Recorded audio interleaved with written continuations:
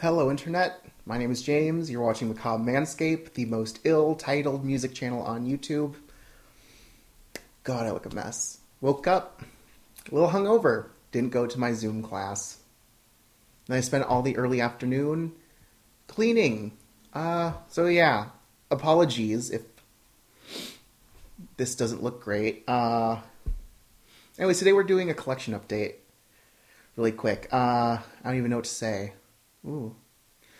Again, other setup, new place, no music, because I don't have the constitution right now to deal with that. I'm already 2 Advil in. So moving on, I have a few things here. I think I have 11 total things. First off is Morphic Lands by Deonia. This is the one thing from my last collection update video where I said, the last thing I showed, I said next to last, and it was in fact next to last. I just forgot to show this, and I just cut the video off there, and I wasn't going to fix it in post. So this is they were a Dutch band. Gothic doom metal is probably the best way to describe them, even though they definitely do take cues from, like, goth rock. This is, this really just can't really tell what's going on in this artwork at all. Same with the lyrics. Like, this is just not very clear. But, so this was originally a demo that they recorded and released in 1996, and then they got signed to Candlelight Records, I think, and they just took that demo and they repackaged it and released it in 1997 as an EP, and it's very, like, scythy guitars. It honestly, the metalness kind of, I feel like, changes song to song, where, like, the opening is just very obviously a very, like, guitar-driven. It doesn't really have that whole cathedral kind of aesthetic the same way that something like Artrosis does, or even The Sins of Thy Beloved is another big one. They don't have that at all. It's a lot more spacey, a lot more Lacuna Coil-esque. So the first track is just, straight ahead gothic metal, song in that style. The second track, By Reflections Embrace, I think is mostly, like, for a large portion of its runtime, is just like a goth rock song. And the last few songs get a lot doomier. But yeah, it's pretty decent. It has the, as a release, it has the benefit of being short, but that also means that it doesn't have that much time to leave that big of an impact. So I will say it is really decent. And it is worth however much money I spent on this. I think I got it for like $5 on Discogs. So yeah, that's Deonia. Next I have the Dreamside. I don't know if I've talked about this band on the channel before. I'm trying to, like, not get glare. Fuck. Hold on, give me a second. Anyways, now that I've fixed that, hopefully you can see it better. This is the Dreamside. They are another Dutch band, actually. This is their 5th album, released in 2009 on Lion Music, called Lunar Nature. They started off as a ethereal wave goth rock project in the mid-90s, before kind of changing gears towards a combination of alternative rock, electronic rock, and gothic metal. You wouldn't notice on their third album, which is when they made the change in 2001, that's Mirror Moon. You wouldn't notice it hearing just the studio version, but when they played it live, there was definitely a little bit more, like, of a nu metal influence on that, especially in the drumming sound. But yeah, this is pretty decent also. They're not my favorite band ever, but they are pretty consistent. The way that they write songs doesn't really change that much across the board of their catalog. It's just the style that has changed, starting with their third album, towards a much more modern sound. Honestly, the fact that this band isn't super huge is strange to me, considering that they are part of, like, the Dutch, gothic metal scene. So, like, bands like Autumn, Stream of Passion, Within Temptation, After Forever. All those bands were probably running in similar circles. I know that this band had a, more, they were more ingrained in the goth scene of the 90s. So that tends to be, like, part of what their fan base still is today. That's who they are writing for, from what I can tell. So it's just kind of weird that they are somewhat of an unknown gem, to comparatively. And I don't know. I think part of one of those, the reason why they didn't really take off that much was was probably the fact that they never really found a label that they could like be on. Their second album was released by Nuclear Blast Records, I think, at some point. But after that, they just kind of meandered record label to record label, and they didn't have like a consistent home like a band like Lacuna Coil, who has been with Century Media from the word go. So yeah, I think it's just inconsistent marketing, I guess, was a big problem that they had. Next up is Inferno by Lacrimosa. I got this on eBay from a seller that specializes mostly in Iron Records presses, so that's like Russian presses. And I think this is just a symptom of him not realizing what he had, but this is actually a Russian boot. It's a very good Russian boot, I will give it that. I would not have guessed immediately. Anyways, so this is their, I don't even know, fourth album, Inferno, released in 1995 on Hall of Sermon. For those of you who don't know, I don't know how you don't know who Lacrimosa is. They started off as what I guess could be called New German Death Art was the scene that they were part of in the early 90s. It's not really a genre that I, like, a title that I respect, like the same way that Rammstein was New German Hardness, but we just default to calling it industrial metal. There's no point in really differentiating New German Death Art to what at the time the closest genre was like dark wave, I guess. Like there's not that much different. I will say that they definitely went a bit more kind of circus carnival aesthetic, and then had a bit more of a neoclassical kind of element to their sound. This itself, this is when they started, actually, this is their second album, I would say, that started doing, introducing like metal influences into their sound. So this is kind of really slow, doomy, like gothic symphonic metal without really being doom metal.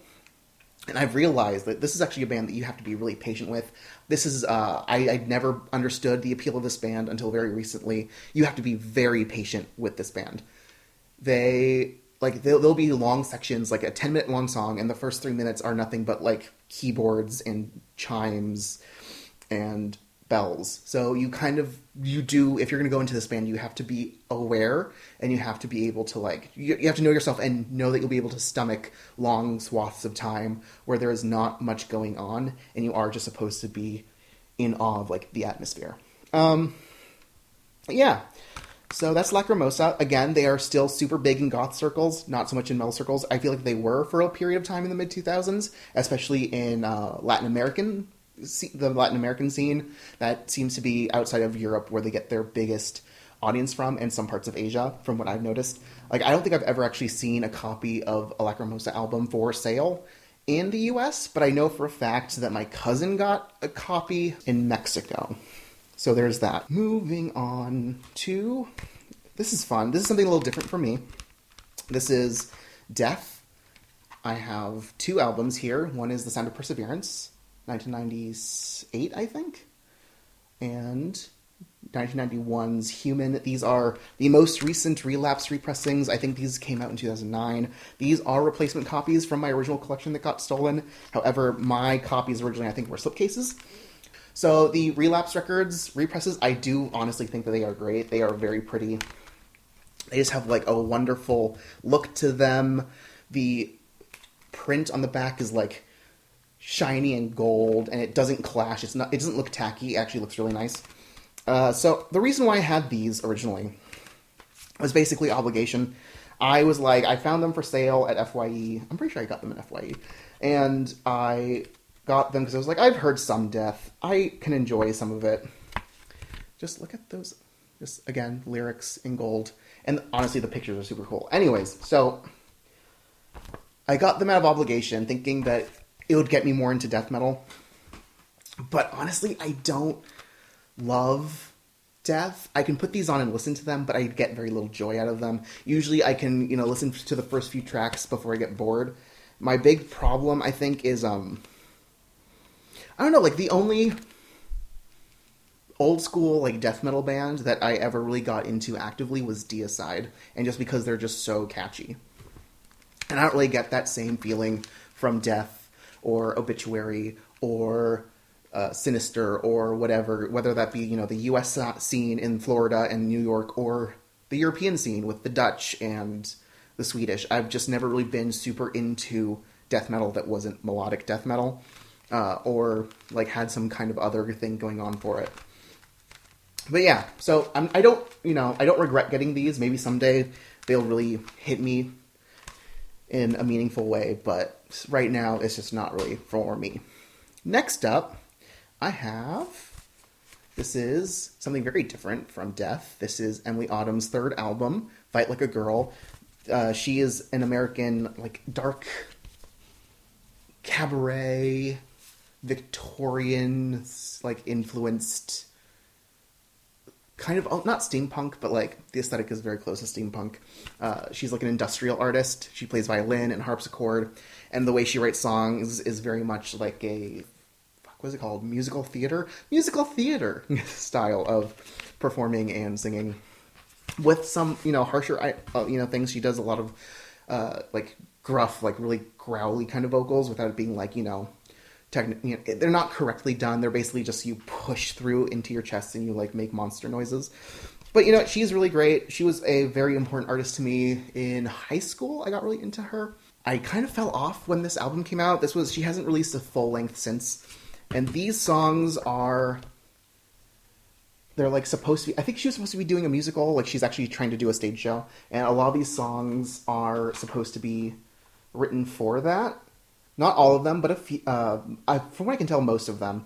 And it's kind of, the lyrics are presented as like a script where it says, Emily, the character, says something, and then there's inmates, because it's about like women being locked away in the Victorian times for like mania, which basically was, you're a woman and everything you do makes you look crazy, so we're gonna put you away. So there's Emily, ghosts, doctors, inmates, all these characters. It's cool. Not my favorite. I think nothing really compares to her second album, Opheliac. That I love that album so much. Not even her debut is anywhere close to that, in my opinion. So this is good, not great. I think that sometimes the musical theater aspect of it really works, and sometimes it just straight up does not. Yeah, so there's that. Next I have Theater of Tragedy. This is their 1997 EP, I think. Yeah, 1997, released on Massacre Records. This is A Rose for the Dead. And I realized that, considering how important Theater of Tragedy is to the style of music that I am most gravitated towards, I don't really have that much of their stuff. Other than this, I have their debut album on another reprint. I think that was Icarus Records, with bonus tracks. The bonus tracks were half the tracks on this EP. And this EP seems really weird,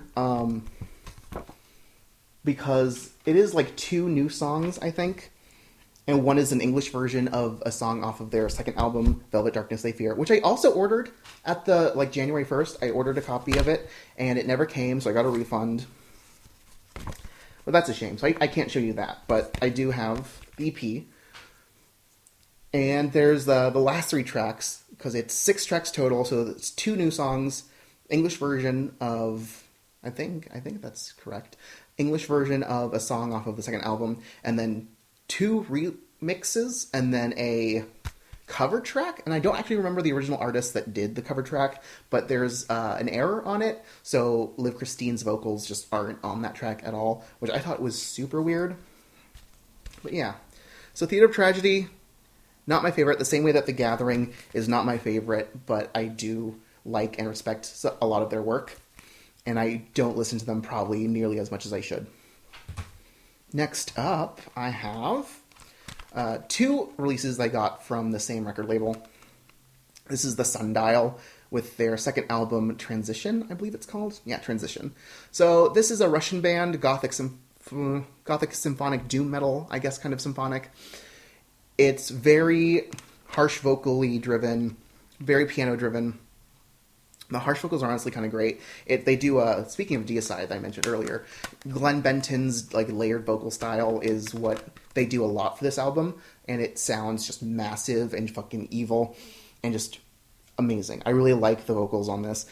I remember thinking it was going to be more of a Beauty and the Beast style, But we don't even get like female vocals at all until like the fourth track, and even then it is sparse. There's not a lot of them. So if you're trying to dip your toe into the Beauty and the Beast stuff and you haven't been able to commit, I feel like this is a great way to go. It is Beauty and the Beast light. There's not a lot of that going on, and the lyrics are all. Let's see if I can get that. There we go. The lyrics are all like poems, like old poems set to music. Mostly it's Edgar Allan Poe. There's a few exceptions in there, but for the most part, it is just Edgar Allan Poe. The one thing about this band that I think is kind of weird is that they changed their names a whole bunch.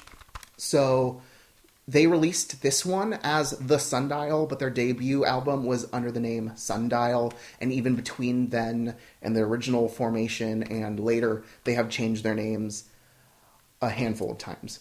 So I think they finally decided that The Sundial is the way to go. It just took them years to get there. And they did break up after a while, after this album at some point, but they have reformed recently, and I think they put out a single. So there's that. Looking forward to new music. Oh, that was also, by the way, released on Renaissance Records, which again is the record label I got this one from. 2 albums. This is Moments of Truth by Morning. This is a Dutch progressive metal album. Progressive metal band. This also came out in 2008. This was kind of more of a, both of these were whim purchases. Like, I did minimal research on these bands before purchasing these albums. And this is pretty decent. It's just that it's not my cup of tea. Like, that kind of progressive metal that it isn't really what I gravitate towards. It lacks a certain cohesion because what the vocals are doing and what the band is doing are kind of disconnected. So you don't get that, like, unified motion that I like to get out of, like, a really well-composed metal song, where even if there is some disconnect between the vocals and the band, they will, like, eventually merge and all hit at the same time to go to, like, the next movement or the next portion of the song. And that's not what we get here. This has a lot of, like, church organ-y sounds and really weird rhythms, and honestly, a lot of stop-and-go chug riffs, which usually aren't an issue for me. I actually can get behind that. I think it was just mostly a problem here because the vocal melodies were really just not there. It just felt very samey. But I could put it on and I could enjoy it and not pay too much attention to it. It's a fine release. This band has also broken up, but they have not reformed. So there's that. Yeah. Really pretty, though. Actually, I don't think I took out the booklet for the Sundial. That's the band. And very basic, just design. And of course, I got this fine, and I dropped the case, and it broke, and I'm not in a position to change it anytime soon, so I just have to deal with it, which is fun. That's fine. Yeah. Okay, 2 more things. Oh, I should have taken this out of the wrapper. Okay, I guess I'll do this one first, because it's not a new release, even though I did get this one last. It's fine. This is Desiderata by Anavanta. I talked about this band recently in, I think, the Metal Tag 2021 video that I did. This is their last album that they did before changing their name, and you can kind of tell that there was just something going on with the band where there was just a disconnect between the members. Like, the chemistry wasn't there anymore. After this, Ladlanderos left, and he's still releasing stuff under the original name, and Duan Mari went on to just change the name and take out the H, and so they're both releasing stuff through Discos y Cintas then there, and it's really weird, and I will get into that when I do an Anavanta video. Anyways, this is very dreamlike, whimsical, honestly not produced very well, very twinkly, atmospheric metal, not really gothic, not really symphonic. It's not bombastic enough to be symphonic, and it's just not gothic enough to be gothic. And it doesn't have as much folk influence as some of their other stuff has been, because they've also messed with, like, folk metal and folk rock, and combined it with other subgenres. This is just kind of a weird release. I don't dislike it, but you can definitely tell that this was the beginning of the end for this band. Yeah, I don't know.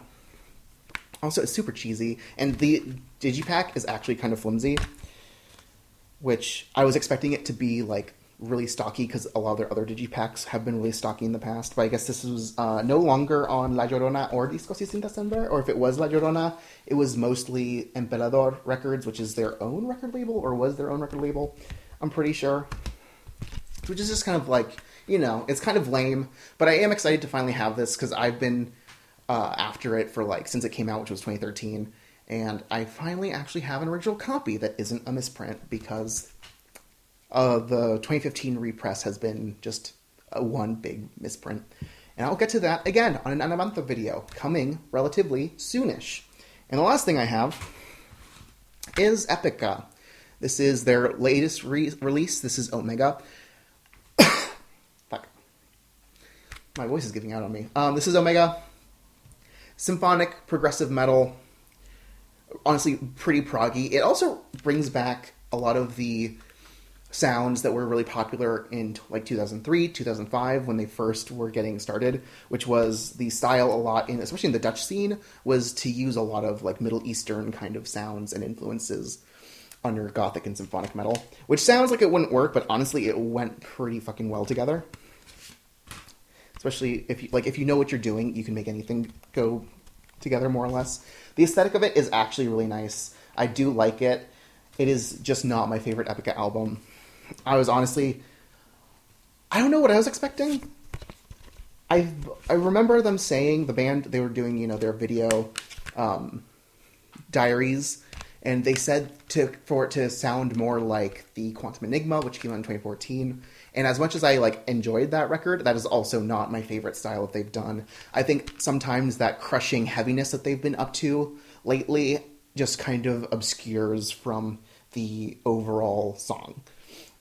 Some things are lost. You can't really have that nuance of the orchestra and the vocals and the way everything is meticulously written to go together and weave in and out when you have that like really just forward fucking like guitar heaviness. Like it's like a brick wall, or just like it just bludgeons all other aspects. So as much as I did enjoy this, and I did enjoy it, it is not my favorite. And yeah, I don't know. It's good, but it's only good, you know? Like, but I saw some reviews on the Metal Archives, and I feel like people disagree with me, and yeah, that's fun, isn't it? I don't know. I'm not the biggest Epica fan, as much as I do enjoy them. They are not probably top-tier artists for me. And that's what I got in my collection update. Thanks for watching. Like, subscribe, call to action, I guess. To quote the great modern philosopher, what is the measure of a man without a web presence? Thank you, Janine Garofalo. You can follow me on Twitter at Macabre Manscape. One word, just Macabre Manscape. And you can follow me, I guess, on Instagram, but I have no interest in posting there. So I don't really understand the point of doing that. But if you are, you know, so inclined and you're interested in similar music that I have, but maybe a little bit more black metal-y, there is also Millennium Fantasy on Instagram. He's super cool. Yes, I guess follow me on Twitter if you so choose. Be gone. Thank you. Thanks for watching. Goodbye.